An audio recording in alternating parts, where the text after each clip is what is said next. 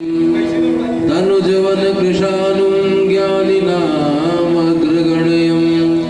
सकलगुणनिधानं वानराणामधीशं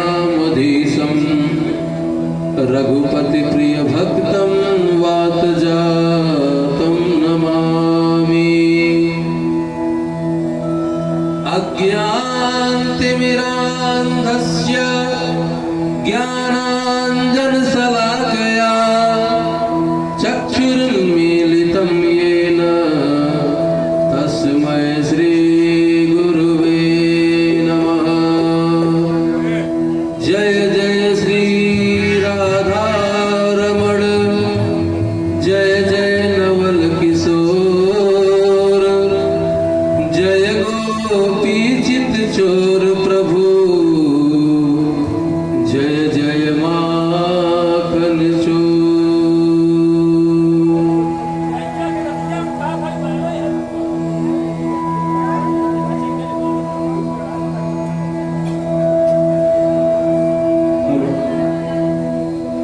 आइए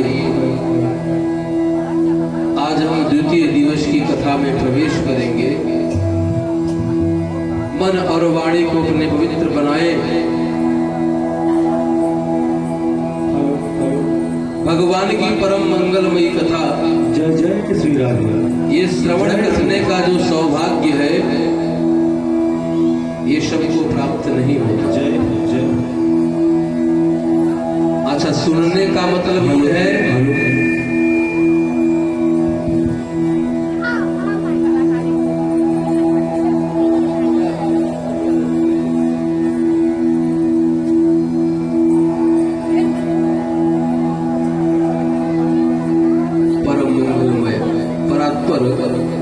अखिलेश्वर अकारण करुणा वरुणालय भक्तवांछा कल्पतरु तड़ित पीतांबरधारी बालकृष्ण लाल की वांगमय प्रतिमूर्ति श्रीमद् भागवत महापुराण की कथा को श्रवण करने के लिए हम सब यहाँ एकीभूत हुए हैं।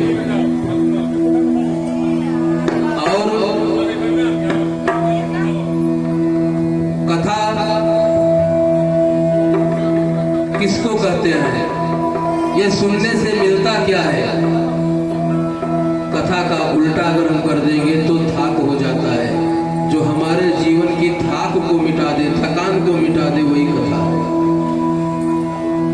तो कथा में प्रवेश करने के पहले समुपस्थित विद्वद्वरेण्यम आचार्य वृंद, संगीत आचार्य वृंद, समस्त श्रोत्रिय वृंद, भक्तिमती आह्लादित मातृशक्ति सबके हृदय में विद्यमान हमारे राधा माधव को हम प्रणाम करते हुए आगे की तरफ बढ़ते हैं।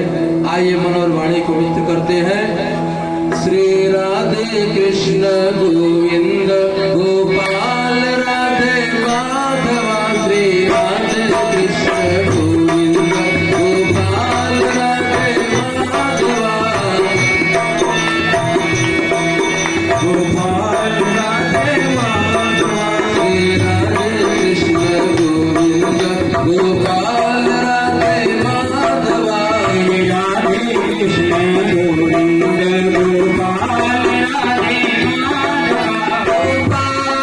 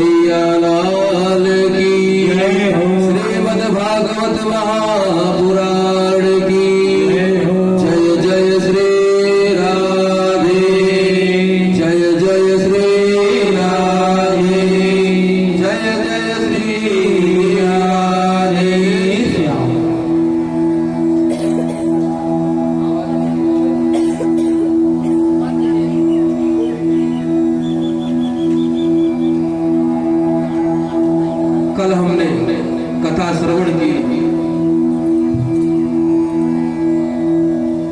नारद जी के माध्यम से कैसे ध्रुव ने प्रभु को प्राप्त किया।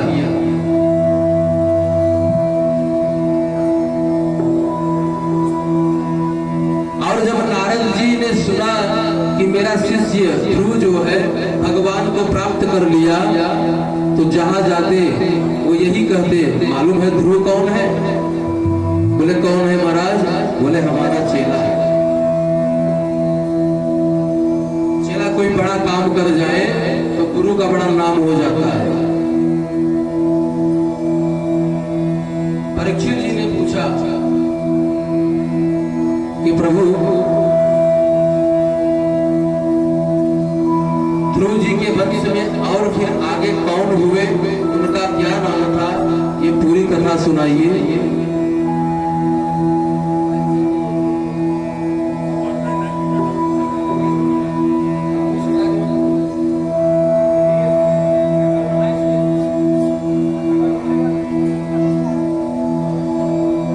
कहते हैं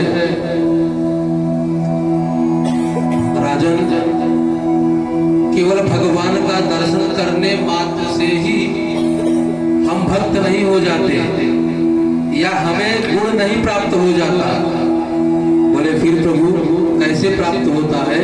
बोले ध्रुव जी ने भगवान का दर्शन तो किया, लेकिन वह भी अपने क्रोध पर विजय नहीं प्राप्त कर सके। बोले ये घटना कैसे घटी प्रभु, आगे बताइए। कहते हैं ध्रुव का भाई उत्कल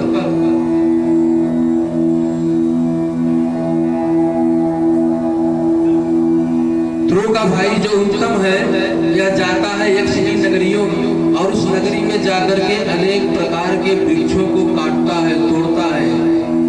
और वृक्षों को काटना तोड़ना ये अपराध है। आज जो प्रकृति की दुर्दशा हुई है वो इसी वृक्ष के कटने से हुआ है। जो असमय बारिश, असमय ठंडी, कब कौन सा मौसम आएगा पता ही नहीं चलता। उसका कारण केवल प्रकृति से छेड़छाड़ है। आगे की कथाओं में ये सारी बातें बताई गई है कि हमें जीवन कैसे जीना चाहिए। और यक्षों ने देखा कि हमारे बगीचे को कोई तोड़ रहा है, तो आकर के पहले समझाया, भैया ऐसा नहीं करते, छोटे छोटे वृक्षों को नहीं काटते, ये उत्तम जो है माना नहीं। तो यक्षों ने उसका वध कर दिया। ध्रुव को जब पता चला कि मेरे भाई का जो है वध हुआ है, तो युद्ध करने के लिए गए और यक्षों से बहुत घनघोर युद्ध हुआ।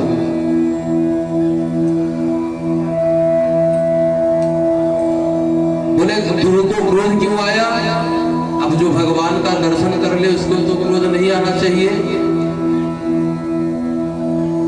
बोले भगवान का दर्शन करने से क्रोध नहीं आए, ऐसी तो कोई बात नहीं है, क्योंकि भगवान कृष्ण का दर्शन तो दुर्योधन ने मुझे लगता है हजारों बार किया होगा।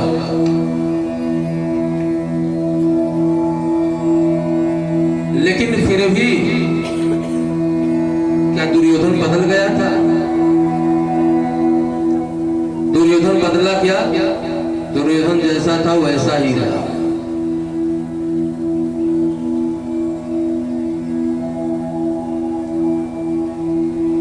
भगवान कृष्ण के ही बुआ का बेटा शिशुपाल, वो भी कन्हैया से अक्सर मिला करता था, नित्य लगभग भेंट हो जाया करती थी।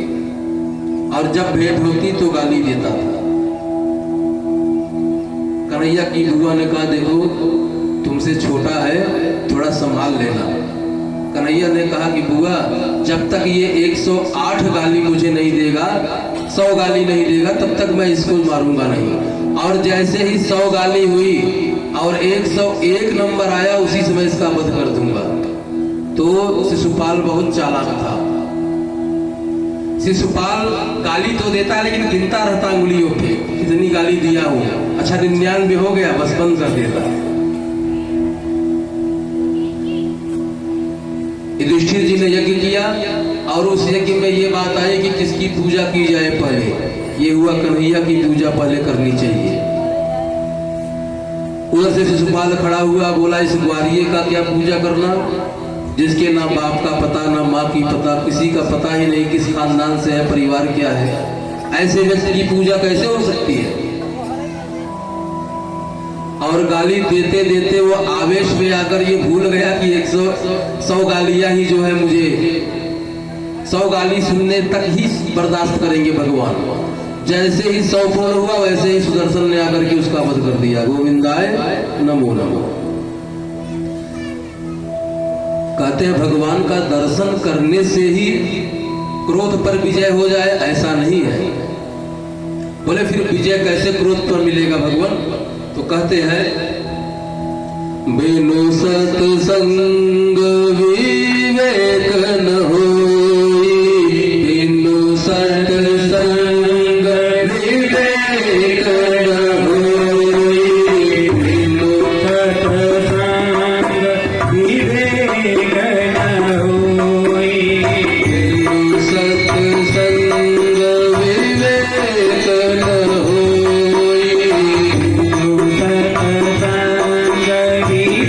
सत्संग विवेक न होई।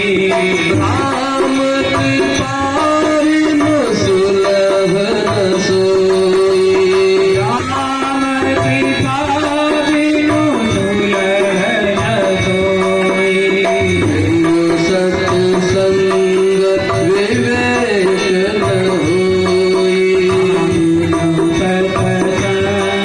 सत्संग विवेक न होई। बिना सत्संग के विवेक नहीं उत्पन्न होता। इसलिए ध्रुव के जीवन में सत्संग तो मिला नहीं, इसलिए ध्रुव जी को क्रोध आ गया। और बाद में इनके पितामह मनु महाराज जी आकर के इनको समझाते हैं कि बेटा ये भक्तों का गुण नहीं है, भक्तों को ऐसा नहीं करना चाहिए। फिर समय व्यतीत हुआ, ध्रुव महाराज जी मृत्यु देवी के सर पे पैर रख करके ध्रुव लोक को प्राप्त हो गए। परीक्षित ने जब पूछा कि प्रभु इसके बाद इनके वंश में कौन हुआ,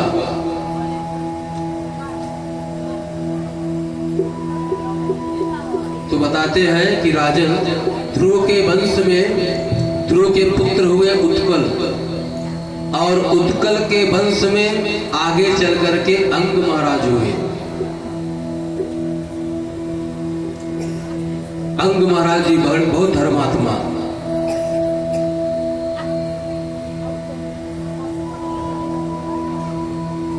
रूप यौवन संपत्ति एवं बड़ा पद मिला। कर रहे हैं कि अगर स्वरूप भगवान ने दे दिया है तो अहंकार न करो, अपने यौवन का इसका भी अहंकार न करो। सदैव जवान रहने वाला कोई नहीं, सबको बुढ़ा होना है और जाना है। संपत्ति बहुत बढ़ जाए तो भी अभिमान नहीं आना चाहिए। कोई बड़ा पद मिल जाए तो सदैव सोचते रहना चाहिए कि हमसे कोई गलती ना हो। वेन महाराज जी तो परम धर्मात्मा है, लेकिन इनका पुत्र हुआ अंग,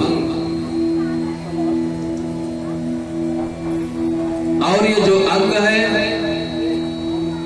ये इतना दुष्ट था कि इसकी दुष्टता की गाथा ये भगवान की पूजा को बंद करा दिया। बोला कि सुनो, आज के बाद जो विष्णवे नमः बोलते हो आप, इंद्राय नमः बोलते हो, आज के बाद आपको बोलना है वेनाय नमः। यज्ञ करना है वेनाय स्वाहा बोलना होगा। बहुत अधर्म किया। इतना अधर्म इसका बढ़ गया कि संतों ने सुना कि ये तो भगवान के नाम को लेने के लिए मना करता है। संत आकर के समझाने लगे कि ऐसा नहीं करते, तो सुना नहीं। तो जो देवताओं के प्रति, वेदों के प्रति, गौ और ब्राह्मणों के प्रति जिसके मन में विद्वेष की भावना उत्पन्न हो जाती है, हे परीक्षित, वह शीघ्र नष्ट हो जाता है। ये सदैव ध्यान देना चाहिए। देवताओं के प्रति कभी विद्वेष करोगे तो नष्ट होना है। वेदों की अवहेलना हमें नहीं करनी चाहिए। करें गऊ और ब्राह्मण, इन दोनों का जो है सम्मान करना चाहिए। आदर भाव रखोगे तो कल्याण होगा, आदर भाव नहीं रहा तो बोले वह व्यक्ति नष्ट हो जाता है। बहुत समझाया संतों ने, लेकिन वो माना नहीं माना तो संतों ने हुंकार मारी और वो गिरकर मर गया। संतों के पास ऐसे ऐसे मंत्र थे कि मंत्र का हुंकार मारा, वो वहीं पर गिरा और मर गया। गोविंदाय नमो नमः। अब सोचने लगे ये तो मर गया, अभी राजा कोई है नहीं, किया क्या जाए। तो उसके शरीर को मथा गया। जब शरीर को मथा गया तो पहले उसके शरीर से काले काले रंग का एक पुरुष उत्पन्न हुआ, और उस पुरुष को संतों ने कहा भैया तुझे पूरा जंगल का राज्य देते हैं, जाओ तुम जंगल में रहो। और पुनः जब मंथन किया गया तो उसके शरीर से पृथु महाराज जी का प्रादुर्भाव हुआ। पृथु महाराज कौन है? भगवान के 24 अवतार में से एक अवतार है। बोले पृथु भगवान की। और पृथु जी का विवाह अर्ची के साथ, जो कि साक्षात लक्ष्मी है। और ये अर्ची कौन है? ये वृक्षों की पुत्री है।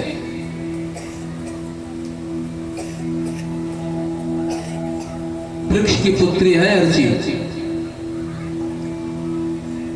कहते हैं जो प्रकृति के साथ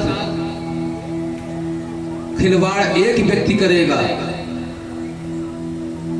लेकिन प्रकृति दंड जो है पूरे समाज को देती है, किसी एक व्यक्ति को नहीं देती। वो चाहे सज्जन हो, चाहे बहुत भला मनुष्य हो, कोई भी हो, लेकिन उसके साथ सबको भोगना पड़ता है।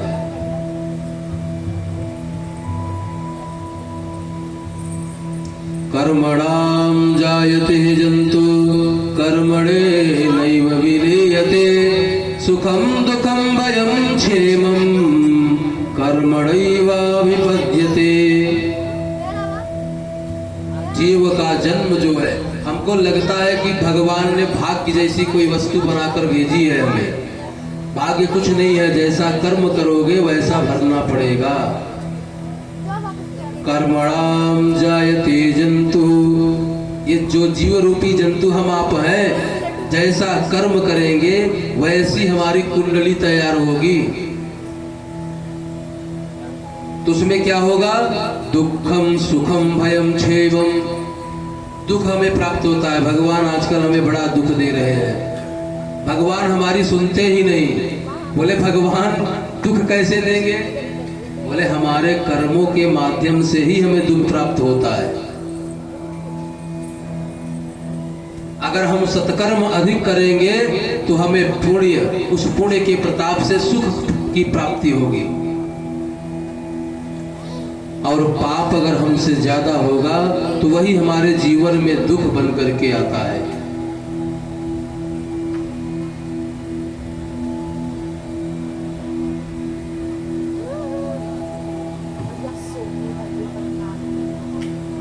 कहते हैं कि परीक्षित ना भुक्तम क्षीयते कर्म जन्म कोटि शतैरपि अवश्यम एव भोक्तव्यम कृतम कर्म शुभाशुभम। करा कि जीवन में जो हम कर्म करते हैं शुभ और अशुभ, उसे कोई दूसरा नहीं, हमको ही भोगना पड़ता है। और ऐसा नहीं है कि इसी जन्म में भोग करके हम मुक्त हो जाएंगे। अगर वह पाप बाकी रह गया तो वही हमें अगले जन्म में पुनः प्राप्त होगा।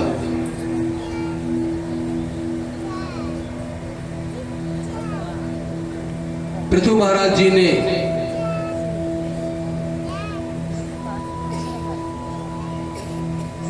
देखा कि उनके राज्य में अकाल पड़ा हुआ है,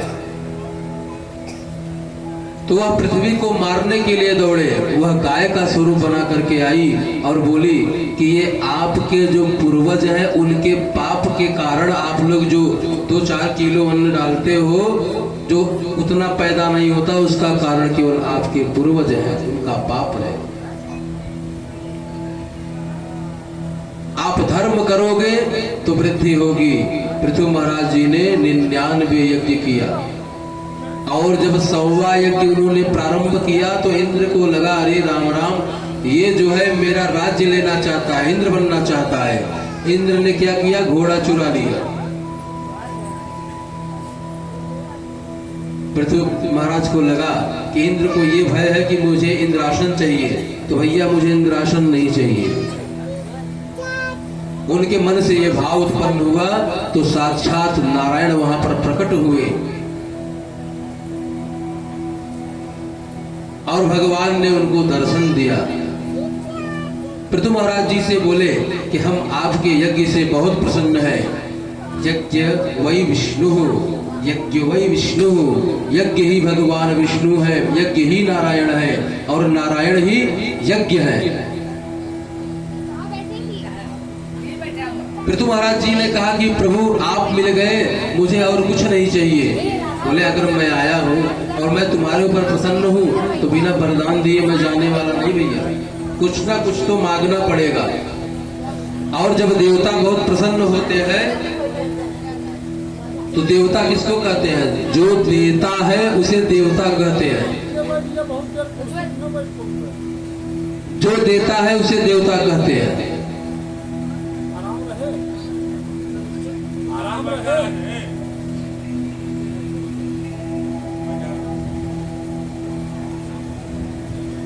देवता महाराज किसको कहते हैं, जो देने वाला हो।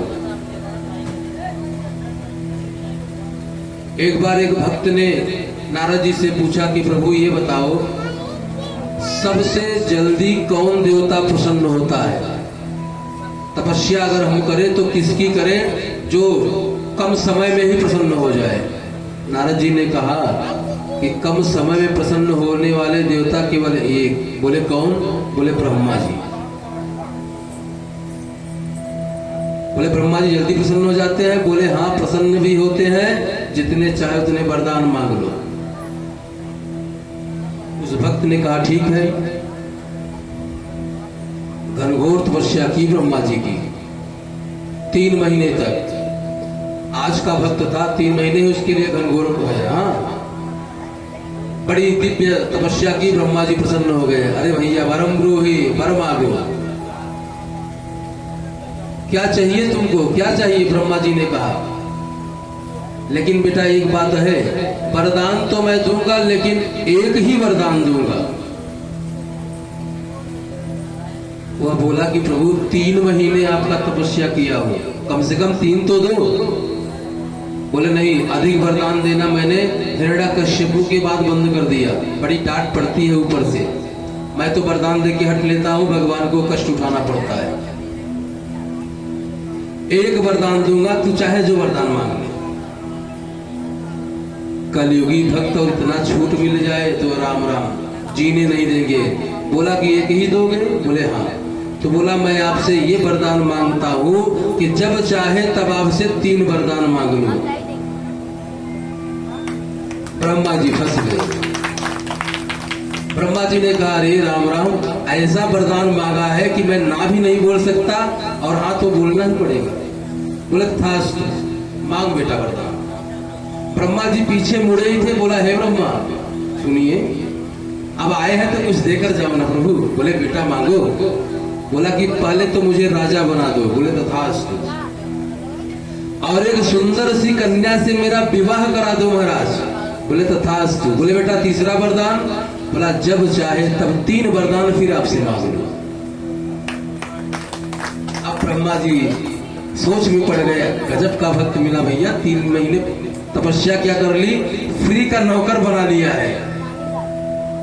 ब्रह्मा जी बेचारे अभी ब्रह्मलोक ठीक से पहुंचे नहीं थे, फिर बुला लिया, हे ब्रह्मा जी। बोले क्या है। बोले सुनिए, विवाह तो कर लिया लेकिन ये जो मेरा महल है ना, बारिश बड़ी घनघोर हो रही है, इसका जो डिस्टेम्पर है ना वो सब छूट जाता है। कुछ ऐसा करिए कि आज के बाद बारिश सब जगह हो, मेरे घर पे ना हो। ब्रह्मा जी ने कहा तथास्तु।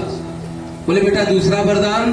बोला कि अब आए हो तो थोड़ा राज्यपाठ और विस्तार कर दो महाराज। बोले तथास्तु।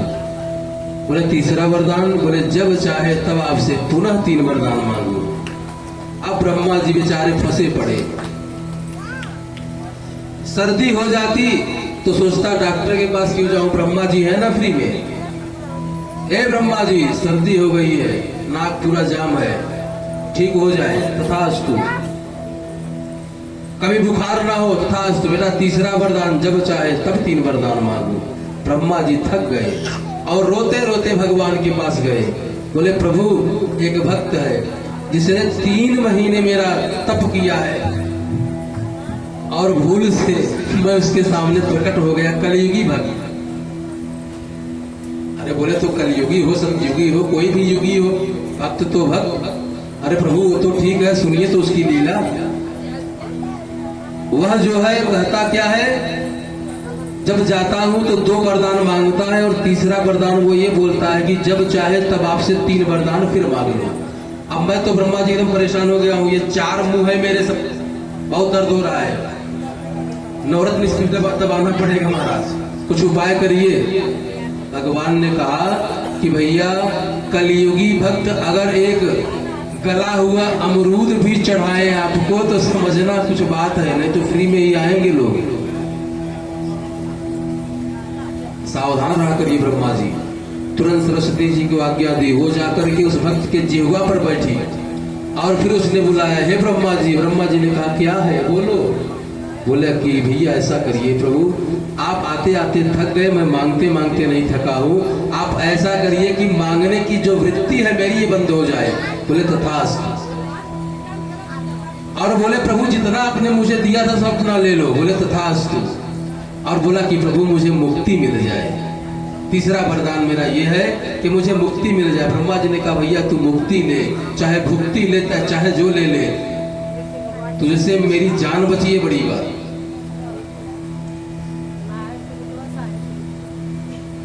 तो कह रहे हैं कि ये कलयुगी भक्त नहीं है। इन्होंने भगवान से कहा कि प्रभु आप अगर प्रसन्न है हम पर तो आप मुझे एक वरदान दे दीजिए कि मेरे कानों में 10,000 कानों के जैसे शक्ति आ जाए सुनने की। 10,000 कान जितनी दूरी तक सुन सकते हो उतना मैं सुन सकूं, ये मुझे दे दीजिए। अरे बोले इतना कान लेकर क्या करोगे, 2 कान से तो कोई सुनने वाला नहीं, तुम 10,000 कान मांग रहे हो भैया, क्यों? बोले प्रभु आपकी कथा सुनने में मुझे लगता है कि ये 2 कान कम पड़ते हैं, इतनी दिव्य लीलाएं हैं आपकी। जब मैं सत्संग में जाता हूं तो मुझे लगता है कि कान कम पड़ रहे हैं। आप अगर प्रसन्न है तो मुझे दीजिए 10,000 कान के सुनने की शक्ति। भगवान ने आशीर्वाद दे दिया और पृथु महाराज जी पशुओं की भी बातें सुनते थे, सबकी बातें सुनने लगे, इतना दिव्य कान उनको प्राप्त हुआ। कह रहे हैं कि प्रभु इन कान को प्राप्त करने से क्या होगा, मैं आपकी कथा को सुन करके तृप्त नहीं होऊंगा, अघाऊंगा नहीं। ये बस समझिएगा 10,000 कान दे दिया तो मैं अघा जाऊंगा। राम कथा जे सुनत अघाही, रस विशेष जाना तिन नाही। भगवान की कथा सुनते सुनते जो बोले बस बस बस बस हो गया महाराज। कितनी बार कथा सुने, वही परीक्षित, वही सुखदेव, वही सूत जी, आज यहाँ सुन रहा हूँ, कल दूसरे जगह हो रहा है, परसों तीसरे जगह, कितना सुनेंगे। बस महाराज बहुत हो गया। इसका मतलब है कि उसने कथा सुनी ही नहीं, उसका ध्यान तो केवल प्रसाद पे ही रह गया। और जो नियम से 7 दिन कथा श्रवण कर ले तो उनके जीवन में परिवर्तन प्रारंभ हो जाता है। इन्हीं के वंश में आगे चल करके पृथु महाराज के पुत्र हुए अंतर्ध्यान। अंतर्ध्यान से अपनी पुत्री का विवाह इंद्र ने किया था और यह अंतर्ध्यान की विद्या उनको उसी ने सिखाई थी, इसलिए उसका नाम अंतर्ध्यान पड़ गया। अंतर्ध्यान को पुत्र प्राप्त हुआ जिसका नाम है अविर्धान। और हवीरधान के पुत्र हुए प्राचीन वरी। बहुत ही सुंदर प्रसंग है।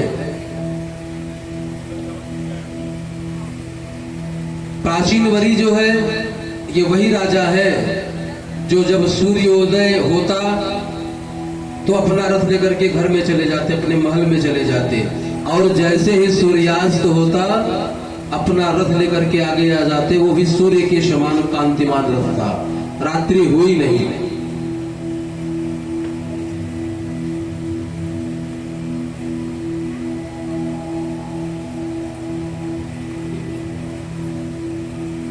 कर है ये जो प्राचीन वरी है ये शास्त्रों का ज्ञाता तो है, लेकिन इतिहास पुराण आदि वेद शास्त्र विधि बिना केवला हेतु की भक्ति उत्पादारैव कल्पते। कह रहे हैं कि आजकल मनमुखी भक्ति ज्यादा हो जाएगी और शास्त्र के जो अर्थ होते हैं लोग अर्थ का अनर्थ लगा लेते हैं। शास्त्रों की जो बातें हैं वो समझ में कम आती है लोगों को। ये जो प्राचीन वरी राजा है ये यज्ञ तो खूब करता है पंडित जी लोगों को बुला करके,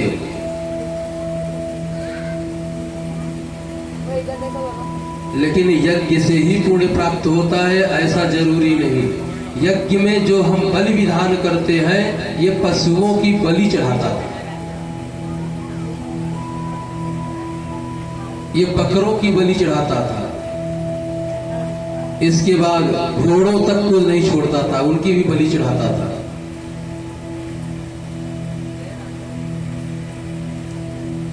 एक दिन नारद जी आए और नारद जी ने आकर के उससे कहा कि तुमको लगता है कि तुम धर्म कर रहे हो, लेकिन बेटा ये धर्म नहीं है। श्रूयताम धर्म सर्वस्वम श्रुत्वा चैव वदर्यताम आत्मना प्रतिकूलानि न परेषां समाचरेत्।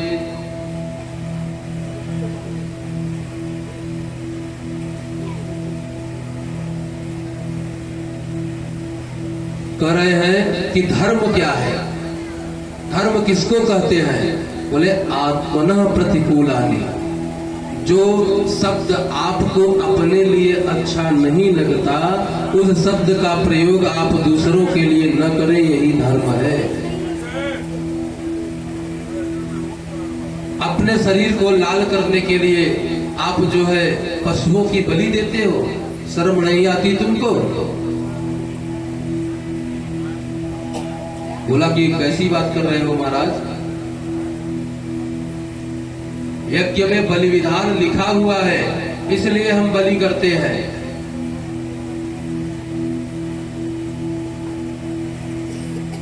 बोले तुम्हारे जैसा पापी आज तक हमने देखा नहीं। नारद जी से कहता है कैसी बात कर रहे हो महाराज, अरे जो इतना यज्ञ करता हो वो पापी होगा?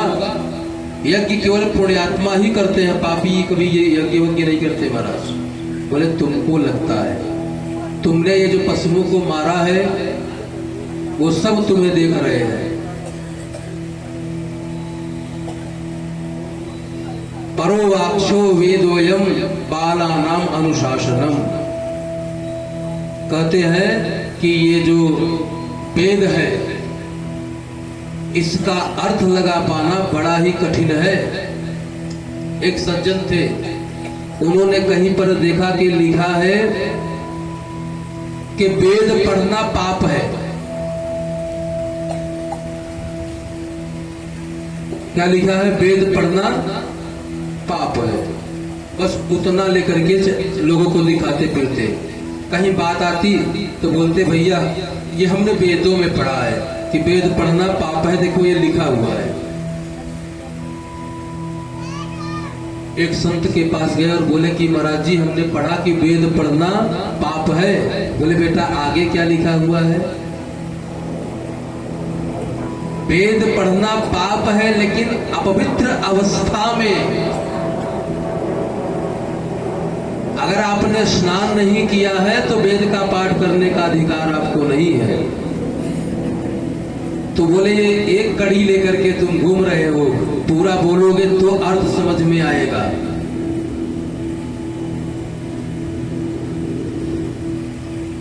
बोले एक किसान था और उनका एक स्वभाव था, एक आदत थी। भात हम उबालते हैं ना, चावल को उबालते हैं, भात कहते हैं उसको, उसमें से निकलता है माड़। आजकल तो कुकर महाराज आ गए, सब खत्म कर दिया है। और ये कुकर का चावल खा करके हम सब बीमार हो रहे हैं। ये रोग का घर है, इसको रसोई घर से बाहर निकालो, सुखी हो जाओगे। वो किसान क्या करते थे, रोज माड़ पीते थे और बहुत धनी थे, खेत उनके पास बहुत। बड़े बड़े लोगों के बीच उनका उठना बैठना था।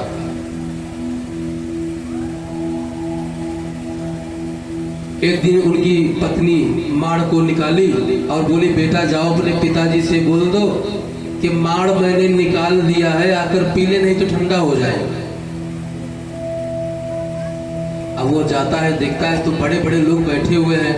वह सोचने लगा कि इनसे मैं कह दूंगा कि चलिए माड़ पी लीजिए, तो लोगों को लगेगा कि ये देखने को धनी है तो महादरिद्र। माड़ आज भी पीता है, ये माड़ कोई पीने वाली चीज है। बड़े लोग तो आजकल अच्छी अच्छी चीजें पीते हैं। तो इनका पुत्र जो है बहुत ही बुद्धिमान था। वो आकर के क्या कहता है, पिताजी धानपुर से माड़ू आया है और कठवतिया घाट पर बैठा है, मतलब कठौते में रखा है, जल्दी चलकर मिल लीजिए, नहीं तो शीतलपुर को चला जाएगा। इतनी सफाई से बोला कि जो माड़ पीते थे उनको समझ में आ गया कि माड़ की बात कर रहा है, चलो पी लूं, नहीं तो ठंडा हो जाएगा। लेकिन वहां जितने लोग बैठे उनको समझ में नहीं आया कि ये क्या कर रहा है। लगता है कोई आया है और ये कह रहा है कि उनसे मिल लीजिए, नहीं तो शीतलपुर चले जाएंगे, उनका गांव होगा, बहुत बड़ा आदमी होगा, हम लोगों से भी बड़ा, और ये जाकर के माड़ पी कर आते हैं। कहते अहिंसा परमो धर्म, कहते हैं अहिंसा परमो धर्म, धर्म हिंसा तथैव च। आगे का श्लोक उसने भी नहीं लिया जो आजकल नोटों पर छपा हुआ है, कायर बना दिया हम हिंदुओं को। हम जितने सनातनी है सब कायर बन गए। अहिंसा परमो धर्म, अहिंसा परमो धर्म। आगे बोलो, हिंसा धर्म तथैव च। अगर धर्म के ऊपर आघात होता है, उसमें अगर हम हिंसा भी करेंगे तो वो धर्म है हमारा। हम अपने धर्म की रक्षा करने के लिए हिंसा भी करेंगे, ये अधिकार हमें वेद देता है। शास्त्र के साथ शस्त्र के साथ साथ हमारे पास जो है शास्त्र है, तो शस्त्र भी होना चाहिए, हर घर में शस्त्र होना चाहिए। परिस्थिति ऐसी बनी है अपने यहाँ की, सबको शस्त्र। अच्छा, अपने यहाँ एक नियम था पहले यज्ञ में, अभी धीरे धीरे प्रथाएं सब उठ गई। नहीं तो हम जब भी यज्ञ कराते थे तो उसमें अस्त्र पूजन का विधान है। बिना अस्त्र पूजन के यज्ञ संपन्न नहीं होता। आजकल पंडित जी लोग करा देते हैं,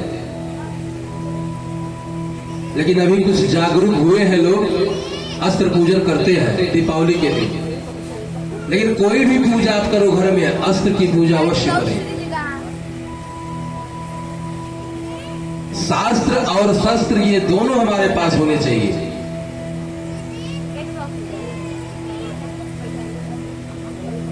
इसके बाद नारद जी ने पुरंजनोपाख्यान के माध्यम से इस प्राचीन वरी को समझाया कि तुमको लगता है हम मरेंगे नहीं, मरना सबको है बेटा।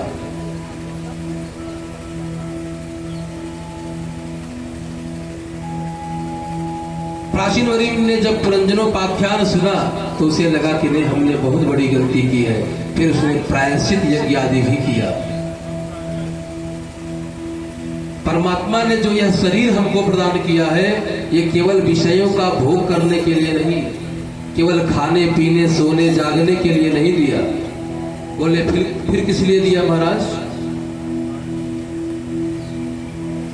बोले इसको दिया है गोविंद का नाम जप करने के लिए। आपने सुना ना कपिल महाराज जी क्या कह रहे थे जब जीव गर्भ में था, तो यही भगवान से प्रार्थना करता है, प्रभु इस गर्भ से जिस दिन मैं बाहर गया तो केवल आप ही का नाम जप करूंगा और कुछ नहीं करूंगा। गर्भ से आने के बाद हम माया के चक्कर में सब भूल जाते हैं। करें जिस परिस्थिति में रहो उस परिस्थिति में आप भगवान का नाम लो। प्रभु का नाम लेने में कोई दोष नहीं, किसी भी अवस्था में नाम लिया जा सकता है। गोविंद को याद करो। सुखदेव जी कहते हैं कि परीक्षित श्री मैत्रेय महाराज जी के मुख से इन सब प्रसंग को सुन करके विदुर महाराज जी को बड़ा आनंद प्राप्त हुआ और मैत्रेय जी को प्रणाम करके वहां से चल दिए। परीक्षित ने कहा कि प्रभु लेकिन आपने कल सायंकाल में प्रसंग जब उपदेश दिया था तो उसमें मनु महाराज जी के 2 पुत्र थे, प्रियव्रत उत्तानपाद। आपने पहले छोटे पुत्र की कथा तो सुना दी। प्रियव्रत कौन है? बोले प्रिय का मतलब होता है अच्छा, व्रत का मतलब होता है संकल्प। जीवन में जो अच्छा संकल्प ले वही प्रियव्रत है।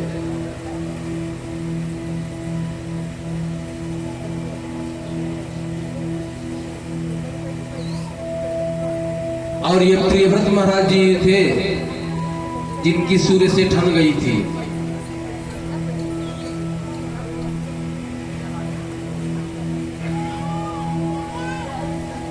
कहते हैं कि प्रियव्रत जी सूर्य के समान रथ उन्होंने बनाया और जब वो सूर्य भगवान डूबते तो वो आगे आ जाते थे। कहे प्रियव्रत के बेटा हुए आग्निग्र और आग्निग्र के बेटा हुए नाभि और नाभि के बेटा हुए ऋषभदेव। और ये ऋषभदेव कौन है? जैन भाइयों के जो प्रथम पूजनीय देवता है, तीर्थंकर उनको कहते हैं, वो ये वही है। भगवान के 24 अवतार में ये 8वें अवतार है।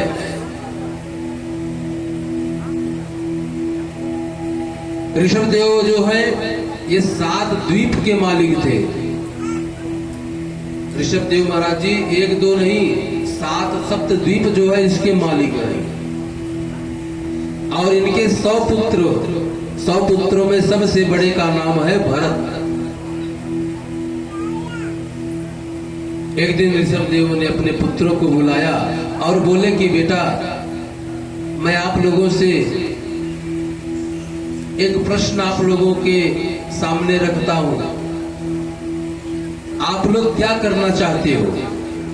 ऐसा पूछना चाहिए हर माता पिता को, बेटा तेरा भविष्य में क्या प्लान है, क्या करना चाहते हो?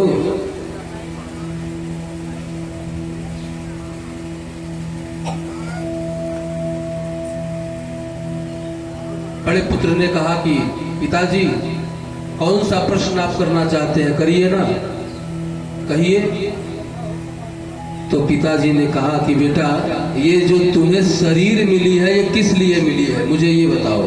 सब बुद्धिमान थे।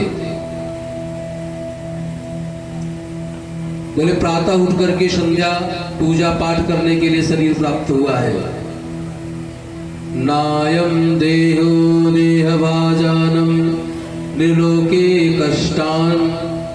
ये शरीर जो है खाने पीने सोने जागने के लिए नहीं प्राप्त हुआ।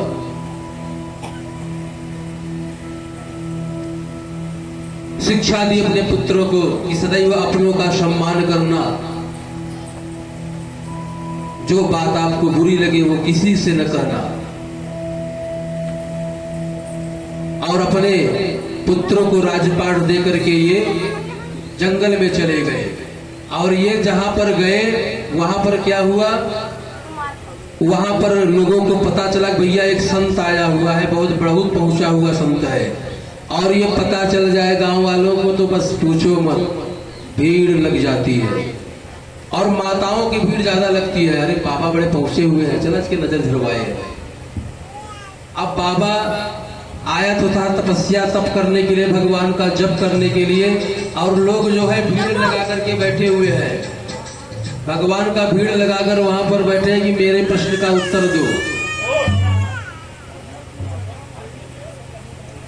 बाबा ने कहा कि भैया उत्तर तो मेरे पास नहीं है, तुम लोग जो समझते हो वो मैं नहीं हूं। अरे बोले हम सब जानते हैं प्रभु, आप कौन हो हमें सब पता है। आप बड़े पहुंचे हुए संत लगते हो। बोले कुछ नहीं, मैं पहुंचा हुआ संत नहीं हूं। बोले नहीं, दिखते तो ऐसे ही हो। अब रोज जब भीड़ आने लगी तो उन्होंने क्या किया, उन्होंने एक नियम बना लिया।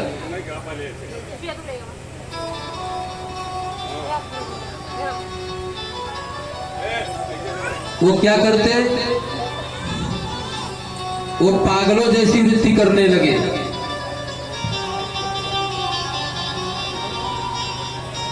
जब कोई आता तो मुंह में पत्थर रख लेते और डराने लगे। लोगों को लगा कि ये तो पागल है, और उन्होंने कहा कि चलो बड़ा अच्छा हुआ, लोगों का जो भीड़ है वो कम हो गया।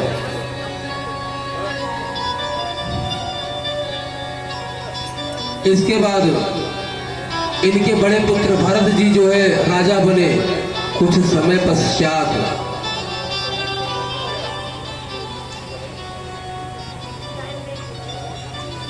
भरत जी भी अपने पुत्र को राज्य पाठ दे करके चले गए जंगल में तप करने के लिए।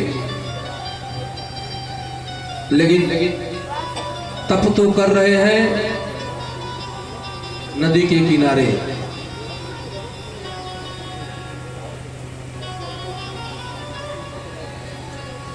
और भरत जी ने देखा कि एक हिरनी है और वो पानी में जल में स्नान करने के लिए गई थी, पानी पीने के लिए गई थी। तब तक किसी शेर ने दहाड़ लगाई और वो गर्भवती थी, उसका प्रसव उसी नदी में हो गया।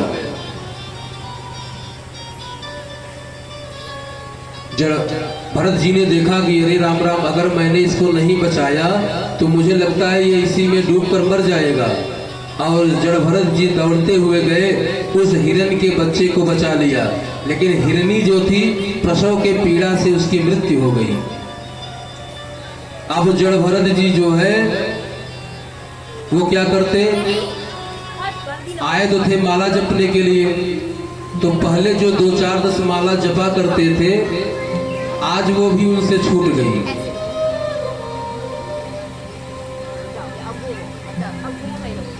आजकल अपने यहाँ ऐसा ही होता है। यहाँ कम, शहरों में ज्यादा दिखेगा। गेट पर लिखा रहता है सावधान, इस घर में कुत्ते हैं, सावधान रहिए, इस घर में कुत्ते रहते हैं। अब इसका अर्थ क्या समझोगे आप? इस घर में कुत्ता है, सावधान रहिए। बोले कि जानवरों से प्रेम करो, मारो मत उनको। लेकिन इसका मतलब ये नहीं कि उनको अलमारी में बैठा कर उनकी आरती करना शुरू कर दो। सबसे प्रेम करो। जड़ भरत जी का प्रेम इतना हो गया कि उसको अपना बेटा मानने लगे। ऐसा लोग भी कहते हैं ना, अरे महाराज ही मार कुत्ता ना ही मैं पिटवाया। ऐसे बहुत से लोग हम लोगों से मिलते हैं शहर में। महाराज जितना ही हमार करत हो उतना हमार बिठवा का करे। पूर्व जन्म में लगता है कि ये मेरा बेटा ही था। हाँ, आप कुत्ते थे इसलिए आपका बेटा कुत्ता ही है। इतना प्रेम। जिस थाली में खा रहे उसी में आकर वो भी खाने लगेगा। देखा महाराज जी, इतना प्रेम करता है, मेरी थाली में खाता है। राम राम। इतना प्रेम करने लगे तो हुआ क्या, अब ये हिरन कहीं चला जाए तो इनको लगता था कहीं किसी शेर ने इसे खा तो नहीं लिया, मार तो नहीं दिया। चिंता उनकी जो है हिरन में हो गई। और जब प्राणांत हुआ इनका तो जामती सा गति, जैसी मति रहेगी वैसी गति आपकी होगी। हिरण में उनका प्रेम था, इसलिए वो पुनः हिरण की योनि प्राप्त किए।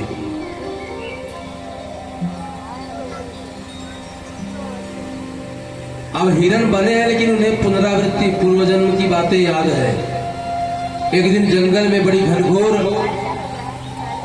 आग लग गई और सब जानवर अपने प्राणों की रक्षा करने के लिए उस जंगल से भागे। ये नहीं भागे और इनका प्राणांत उसी जंगल में हुआ। तीसरा जन्म इनका जो हुआ वो अंगिरस गोत्र के पंडित जी के यहाँ हुआ।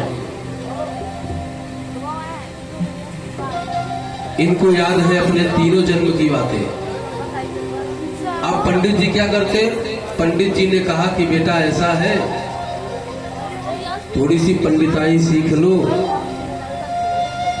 और जाकर के जजमानों के यहाँ कथा सुनाया करो। जड़भरत जी ने कहा कि पिताजी ये कर्म कांड कराना, पंडिताई करना मेरे बस की बात नहीं, मैं तो नहीं करूंगा। खूब समझाया, नहीं बेटा ऐसा नहीं करते, ये देखो टिक लगा दिया पुस्तक में, इसको याद कर लो। जड़भरत जी को याद तो सब है। एक दिन उन्होंने अपने पुत्रों को बुलाया और बोले कि बेटा जरा सुनाओ जो दिया था आपको। सबने सुनाया, लेकिन जड़भरत जी ने नहीं सुनाया।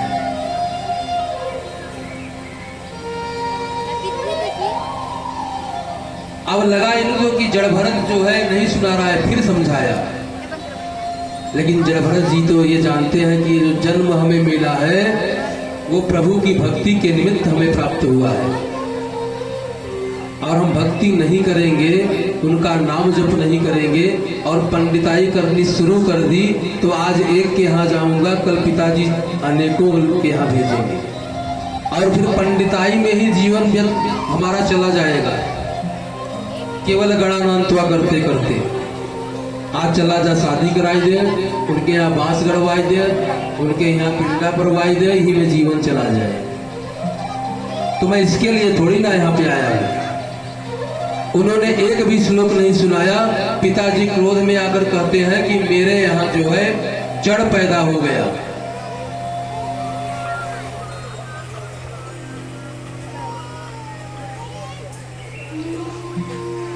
एक दिन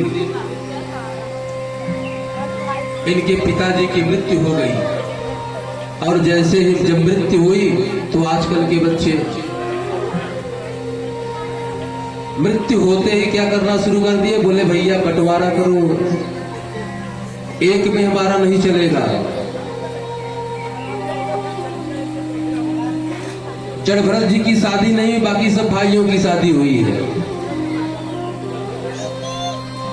जड़भरत जी से कहते कि जड़भरत जरा खेत में चले जाना और चिड़िया जो है खेत के दानों को चुगने न पावे, उनको उड़ाते रहना। और जड़भरत जी वहां पहुंचते हैं तो क्या करते हैं, जब चिड़िया बैठती है खेत पे तो बोलते हैं पेट भर के खा लेना, हो सकता है कल मैं यहाँ न आऊं तो खा लो। भाई आया और देखा, अरे तूने पूरा ये क्या कर रहे हो तुम, चिड़िया इतनी लग रही है, तुझको डब्बा दिया ना पीटने के लिए, क्यों नहीं पीट रहा है। बोले भैया ये जो खेत में बीज लगे हुए हैं ना, ये सारे के सारे हमारे ही नहीं है, इस पे जिसका अधिकार होगा, जिस अन्न पे वो खाएगा उसको वो मिलेगा। बोले ज्यादा ज्ञान की बातें भी कर रहा है। पिताजी पूछते तो कुछ नहीं सुनाता था उनको।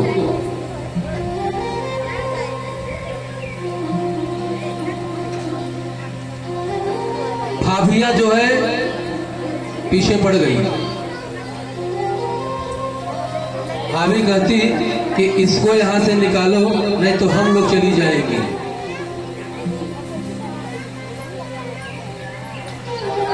अच्छा परिवार, अच्छे लोग बड़े भाग्य से मिलते हैं। भाभी ने कहा कि इसको भगाओ, इतना मजबूत शरीर है, काम कुछ नहीं करता। और जड़भरत जी को घर से निकाल दिया गया।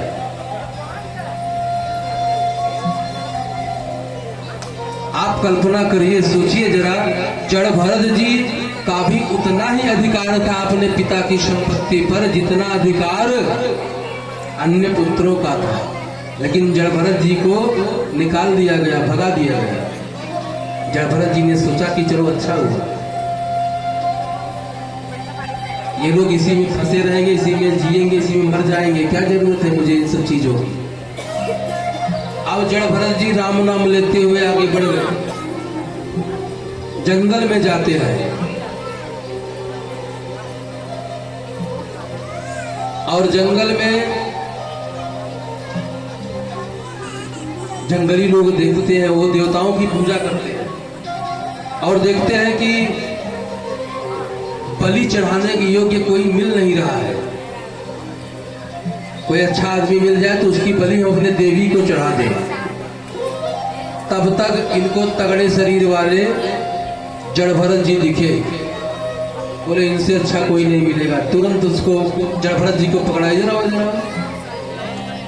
तो जड़ भरत जी ने कहा क्या है भैया? बोले चलो मेरे साथ, हम तुमको कुछ दिखाना चाहते हैं। बोले चलिए। जड़ भरत जी साथ में जाते हैं और कोलभिल्लों ने कहा कि सर को झुकाओ।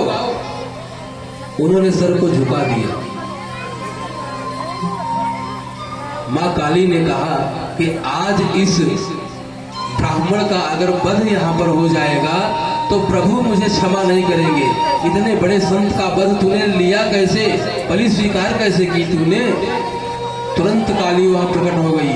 बोले काली मैया की प्रकट हो गई अपने खड्ग को लेकर के, और जितने लोग उनकी बलि चढ़ाना चाहते थे उन्हीं को काली मैया ने वध कर दिया। काली मैया को प्रणाम किया जड़ भरत जी ने, केवल प्रणाम किया, उससे ज्यादा ये नहीं कि मैया प्रकट हुई हो तो कुछ दे दो, कुछ दे दो, कुछ नहीं चाहिए। हम आप होते तो क्या कहते? अब आई हो माई तैसी कुछ व्यवस्था सी बढ़िया बना दे तू, मकान बड़ा कमजोर बा। इन्हें इन सब चीजों से कुछ मतलब ही नहीं। फिर आगे की तरफ बढ़े तो उसी जगह पर राजा रहुगढ़ की सवारी जा रही थी। उसमें एक कहार जो था वो बीमार था। रहुगढ़ ने कहा कि देखो ना, इधर कोई अगर दिख जाए तो उसको आप आगे की तरफ लगा दो। और तो कोई नहीं मिला, इनको मिल गए जड़ भरत जी। और जड़ भरत जी का एक नियम था कि वो जमीन पर देख करके चलते थे कि उनके चरणों के नीचे, उनके पैर के नीचे कोई जीव ना आ जाए। जीव आता था तो बच कर निकलते थे।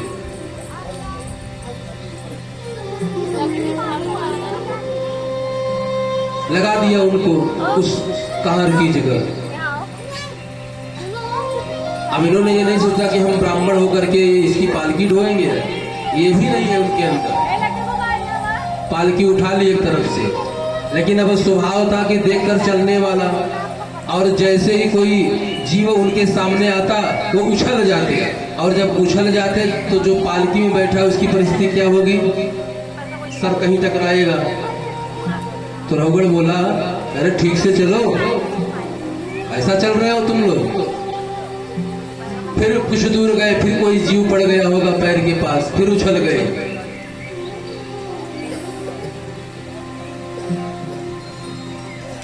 जब 2-3 बार हुआ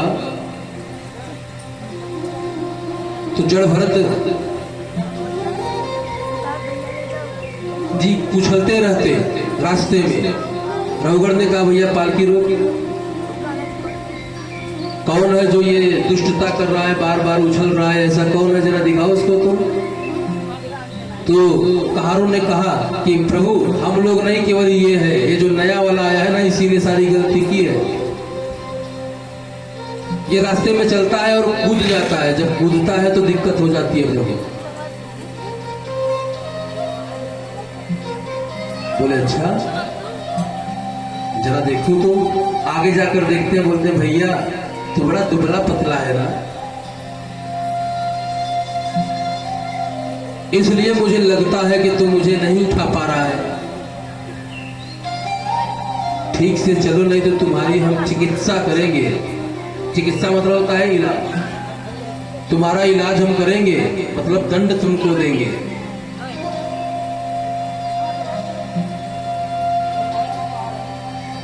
जड़भरत जी ने सोचा कि जीवन पर्यंत हम कुछ बोले नहीं, लेकिन आज भी अगर नहीं बोले और मौन रह गए तो ये रघुगण, यही समाज देश कहेगा कि जड़भरत जैसा विद्वान इससे मिला और इसकी बुद्धि न खुली। जड़भरत जी बोले, राजन चिकित्सा आप किसकी करोगे? आपको क्या लगता है मैं ये शरीर हूं? नहीं, मैं शरीर नहीं हूं। और चिकित्सा अगर आप करोगे तो इस शरीर की कर सकते हो, मेरा चिकित्सा कोई नहीं कर सकता। ये बात सुन करके रघुगण जो है चरणों में गिर गया और बोला कि प्रभु आप हो कौन, पहले ये बताओ, क्योंकि ये ज्ञान की बातें केवल हमारे गुरु ही करते हैं। बोले फिर तूने मूर्खतापूर्ण बात कर दी। अरे जो तू है वही मैं हूं।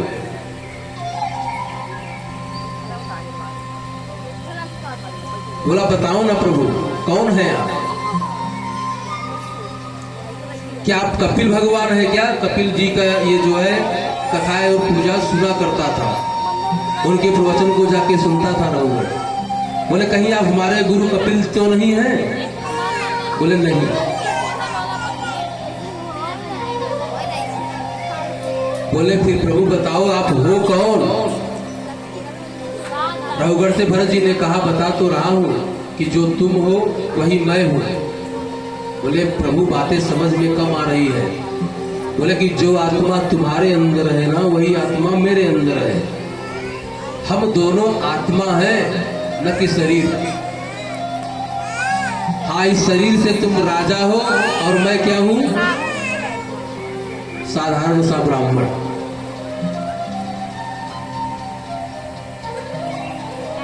और जो चिकित्सा की बात अभी आपने कही थी, तो नैनम छिद्रन्ति शस्त्राणि, नैनम छिन्दन्ति शस्त्राणि। अगर आपको लगता है कि शस्त्र से मुझको काट दोगे तो असंभव है, शरीर कटेगा, मैं नहीं। नैनम दहति पावकः। और आप अगर सोचो कि हम जला करके नष्ट कर दें तो मेरा जो ये शरीर के अंदर आत्मा है ना, ये जलेगा भी नहीं। रघुगण चरणों में बैठ गया और अब कथा प्रारंभ हो गई, प्रश्नोत्तरी शुरू हो गई। वो भी जा रहा था सत्संग करने के लिए ही, और सत्संगी जब यही मिल गया तो क्या जरूरत है दूर जाने की। बैठ गया और बोला कि प्रभु आप ये बताइए, आप कहते हैं कि इस शरीर को अगर कष्ट होगा तो आत्मा को कष्ट नहीं होगा। इस शरीर में ही तो आत्मा है ना, कि आत्मा कहीं बाहर है। जैसे एक पात्र ले लिया जाए प्रभु और उसको अग्नि के ऊपर रखा जाए और उसमें थोड़ा सा जल डाल दिया जाए, फिर उसमें चावल डाल दें। थोड़े समय के बाद वो चावल चूर करके पक जाएगा और वो भात बन जाता है महाराज। अग्नि का संबंध किससे बना? बोले उस बर्तन से बना। ये बर्तन क्या है? बोले ये शरीर है। लेकिन आज की कथा में थोड़ा सा जो भी है बड़े ज्ञान की बातें हैं, क्योंकि कन्हैया ऐसे ही नहीं आते, जहां ज्ञान होता है उधर ही आते हैं कन्हैया।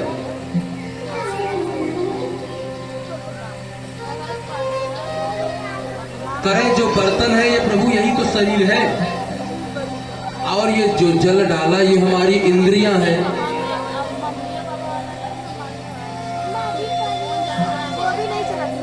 और ये जो चावल है यही तो आत्मा है। जब एक दूसरे से संबंध जुड़ा तो अग्नि से बर्तन को कष्ट हुआ और बर्तन से इंद्रियों को कष्ट हुआ, मतलब जल को कष्ट ताप मिला और उसमें जो चावल था वो पक गया। इसका मतलब आत्मा को भी कष्ट होता है प्रभु।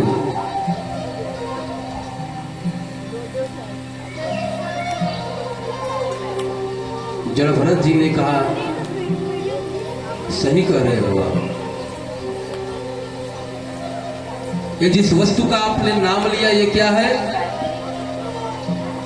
इसको बोलते हैं सावयव। ये उत्पन्न होता है और नष्ट हो जाता है। और ये जो आत्मा है ये क्या है? बोले ये निर्वयव है। निर्वयव का मतलब क्या होता है? जिसको हमने कभी देखा न हो। किसी ने आत्मा को देखा है क्या? कोई नहीं जानता स्वरूप कैसा है। ठीक है राजन, आपने कहा ना चावल डाल देंगे तो बर्तन का संबंध पानी से, पानी का संबंध चावल से। लेकिन अगर उसी में थोड़ा सा पत्थर डाल दे तो क्या वो उबलेगा? बोले नहीं। बोले तो यही पत्थर ही तो आत्मा है महाराज। इस शरीर के ऊपर कोई प्रभाव नहीं पड़ेगा। इसके बाद भवाटवी का उपदेश दिया। भवाटवी का मतलब है, भव मतलब संसार, आठवीं मतलब जंगल।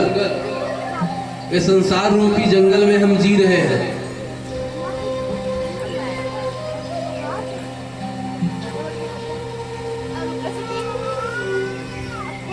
बहुत सुंदर संवाद हुआ और रघुगण ने जो है भगवान से अनेकों प्रश्न किया।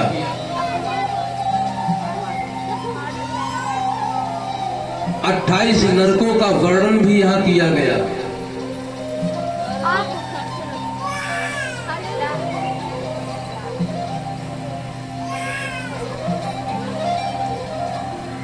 परीक्षित जी ने कहा कि प्रभु ये बताइए, ये जो आपने उपदेश दिया ना ये सब ऊपर से चला गया, समझ में नहीं आया। इतना उपदेश हम नहीं समझ सकते, हम लोग साधारण भक्त हैं।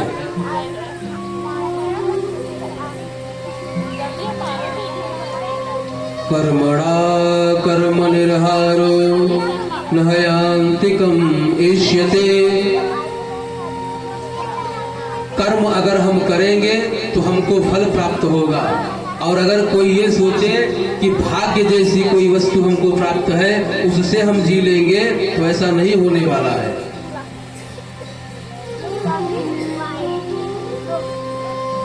भगवान भी उसी व्यक्ति का साथ देते हैं जो कर्मठी होता है, जो कर्म करता है।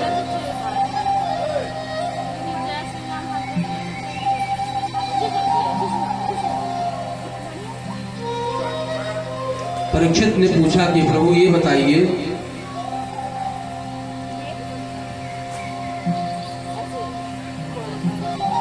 भगवान किसको किसको तारते हैं?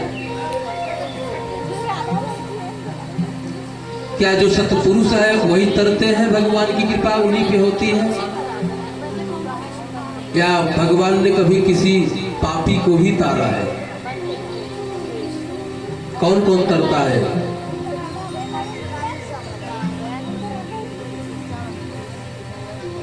परीक्षित से कहते हैं सुखदेव जी महाराज कि सुनो सुखदेव, सुनिए परीक्षित जी, अब आपको एक दृष्टांत सुनाता हूं। एक अजामिल नाम का ब्राह्मण था। संसर्ग में आने से वह दूषित हो गया था। उसका जो संग था वो थोड़ा गलत हो गया। पहले तो बड़ा विद्वान ब्राह्मण था, नंबर 1 का कर्मकांडी ब्राह्मण, पैसा भी खूब था उसके पास। लेकिन एक दिन जंगल से जा रहा था तो देखा कि एक वैश्या जो है अपनी वृत्ति में लगी हुई है, मन उसका दूषित हो गया और उसी को अपना सब कुछ मान बैठा और विवाह कर लिया उससे। और जब विवाह कर लिया तो पहले अपने यहाँ के नियम था कि हमारे समाज की जो व्यवस्थाएं थी वो सामाजिक थी। कोई अगर गलत करता था तो लोग बोलते थे कि आपने गलत किया है। और जो पंचायत आदि होती थी ना, उसमें जो आते थे सत्य बोलने वाले आते थे। आज तो चाय पीने वाले आते हैं। और कोई अगर परदेश में रह रहा है, मुंबई जैसे शहरों में, तो उनके पक्ष से थोड़ी बोलेंगे यार ये तो कल चला जाएगा, ये रोज समोसा खिलाता है, तो इसके पक्ष से बोलो ना। ऐसी परिस्थिति आज के समाज की है।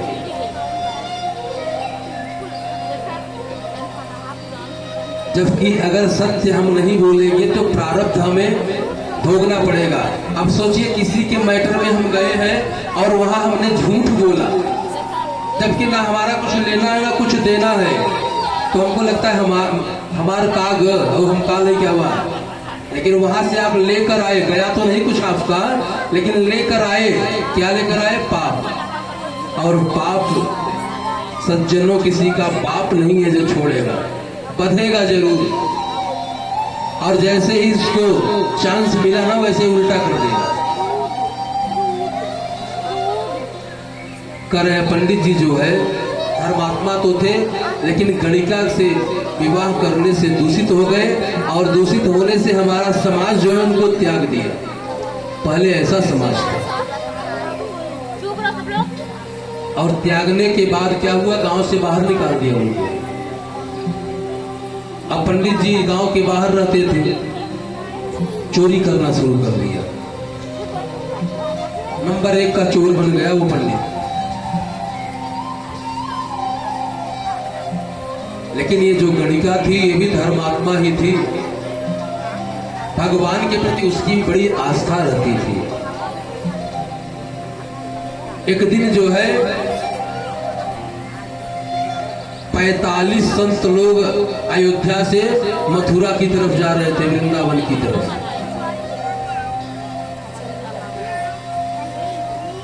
अब रात्रि का समय होने वाला था, तो उनको लगा कि आज हम लोग इसी गांव में विश्राम करेंगे।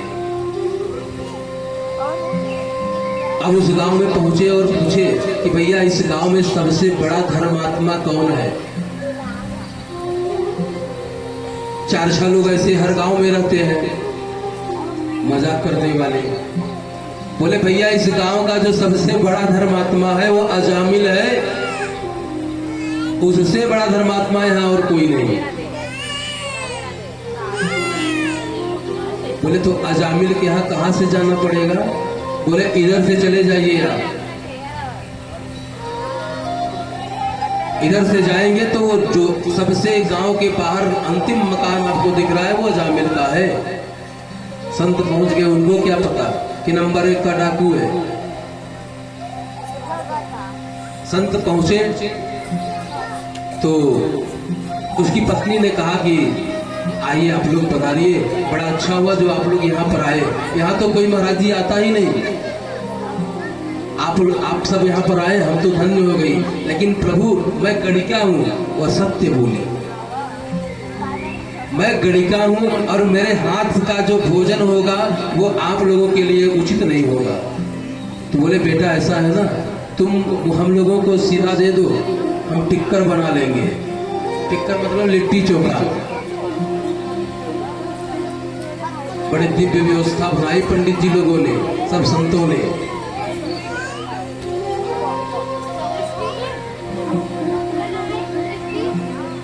और टिक्कर लगाने के बाद खाना प्रारंभ किया।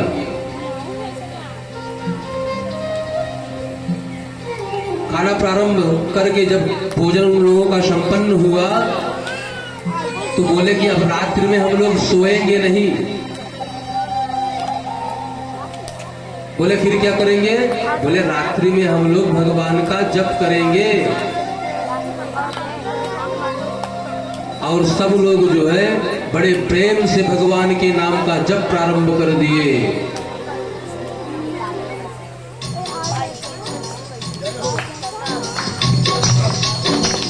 बोल हरि बोल हरि हरि हरि बोल, बोल हरि बोल हरि हरि हरि बोल, केशव माधव गोविंद बोल। बोल हरि हरि हरि बोल, केशव माधव गोविंद